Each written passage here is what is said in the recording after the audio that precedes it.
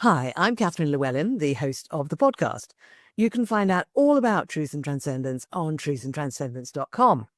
And you can find out all about me on beingspace.world, where you will find my online coaching offering as well as my UK-based workshops. The Freedom of Spirit workshop for liberation and empowerment, the Pellower Radical Shift in Consciousness workshop for spiritual expansion, and transformational coaching for exploring the mind-body-spirit connection on the expansive path. You can also support the podcast by actually making a donation. I hope you enjoy the show. Welcome to Truth and Transcendence. You can find all our other episodes on truthandtranscendence.com. I was thinking this morning about the word coach, and I thought, does that word seem to imply that someone else is in charge, that the coach is in charge, setting the direction for the relationship? And I thought, is there another word that's a bit more the tone I would prefer? And I thought, facilitator. I thought, no, facilitator also sounds like they are the ones having something happen, albeit facilitating, i.e. making it easier. And then I thought, therapist, yeah, still the same problem. Mentor, yes, obviously the mentor is older, wiser, cleverer, more well-informed in some way. And it just struck me that even in the personal growth, spiritual expansion world, the word guru as well comes to mind, teacher, all these words, they imply a hierarchy where a person who's looking to grow or expand is lower down in the hierarchy than the person who's trying to help them to do it. And I thought that's really counterproductive, because what we're implying there is that in order to get any help or support or assistance, we have to give up some of our autonomy. We have to let go of some of our sovereignty and give that away to somebody else. Give them some of our power, some of our choice making. Either that, or it's implying that that other person already has the authority and we are simply submitting to that, or recognizing the truth of that, which is also equally sinister and unhelpful, in my opinion. So I thought, well, why is this? Where does this come from? And of course, it comes from all of the models that most of us have grown up with. The teacher, the parents, the priest, the leader, the guru, the thought leader. All of these terms imply a hierarchy where we are lower in the hierarchy and they are higher up. And I haven't discovered a really good model that switches that around, that says, well, actually, the person who's looking to grow and expand and transform their lives is actually at the very top of the hierarchy in their own life, and always will be. And all of these other people who could be drawn in or invited to assist, to support, to inform, to advise, to empower, to help in all sorts of ways, that all these people can be invited in to be of assistance, but without in any way denying that top of the hierarchy position of the person themselves in their own lives.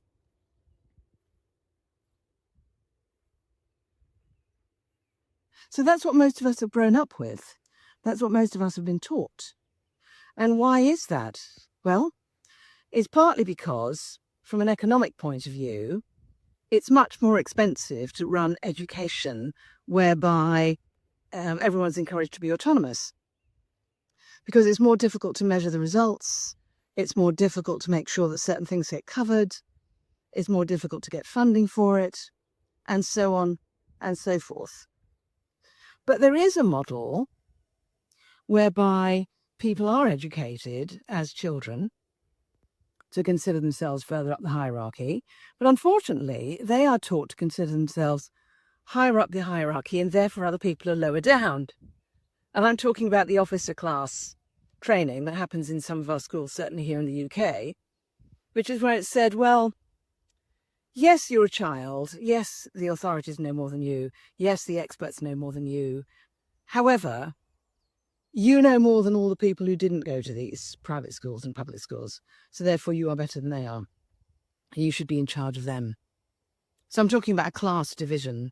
But even within that class division, that is actually shored up and kept in place by an external authority, albeit imaginary, an external authority that gives verity to that and that says that that's the way that it is. So what do we do about this? Well, we can't really change the prevailing culture that we're in, the society that we're in.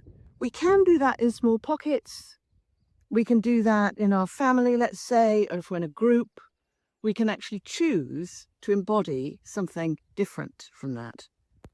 But the thing that we can do, that we can all do, is to remind ourselves of our own position in our own lives, which is at the top.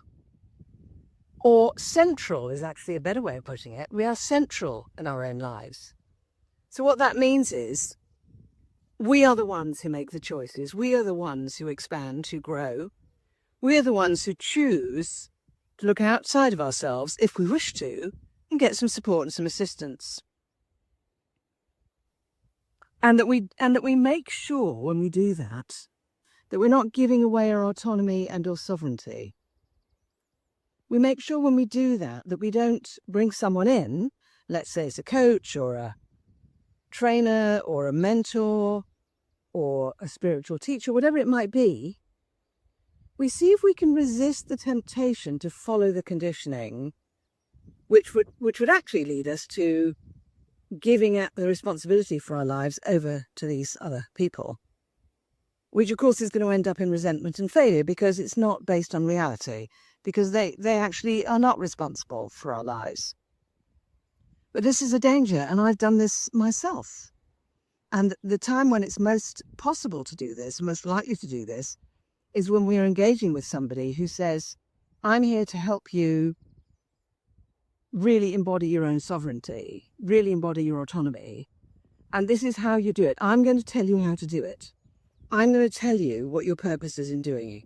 I'm going to provide the leadership for this, which means essentially I'm going to take over, which is ironic because what they're supposed to be doing is helping you to expand and grow within your own context.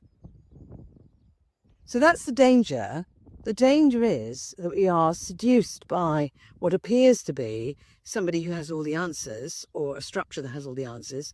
And we go, oh, thank God, I can now give responsibility to that entity, that person, that structure, that organization, that modality, that ideology, that philosophy, or even that political perspective, because that falls into the same danger set.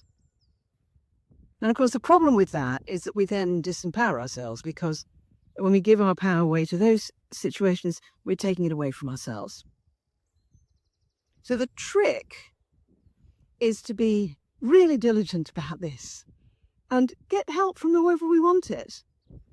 Be judicious about it, and be judicious about the framing of the relationship, the framing of the context for what's being done. And if you feel yourself starting to give away responsibility to the external person, entity, organization, modality, faith, whatever it might be, draw back, take a breath, regroup, come back in and reset. And of course, on the other side of it, for practitioners, coaches, teachers, leaders, gurus, all of these people, what we all have to watch out for is when that person's gazing up at us with faith, hope, respect, appreciation, and trying to give us responsibility for their lives. So for us, the risk is of accepting that and then causing a problem for everybody down the line. So I hope you enjoyed that conversation. I hope you found that interesting. Please do keep spreading the word, tell your friends, give us a 5-star rating. Thank you for watching and listening. Have a great week, and I'll see you next time. I hope you enjoyed this week's episode. It really helps if you give a thumbs up, a 5-star rating, a review, and share with your friends. If you're looking for transformational coaching or an intensive transformational weekend workshop experience, I can help with that. You can actually help the show by making a donation. Until next time, take care.